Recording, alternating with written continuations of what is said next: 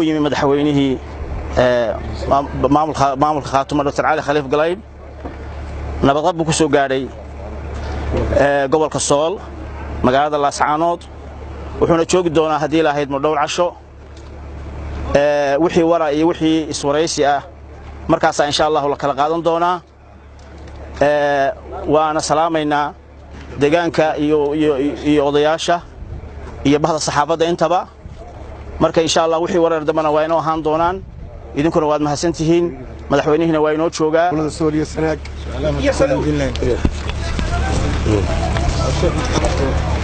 aad iyo aad baan ugu faraxsanahay maanta inuu noo yimaado Professor Cali Khaliif Galayd madaxweynaha maamul goboleedka Khaatumo aad iyo aad baan ugu faraxsanahay siyaasigii ugu sareeyay gobolada Sool iyo Sanaag iyo Cayn waanu soo dhaweynaynaa waanu ku faraxsanahay dhamaantii saxaafadana waa idin salaamaya wixii warana sidoo sheekhu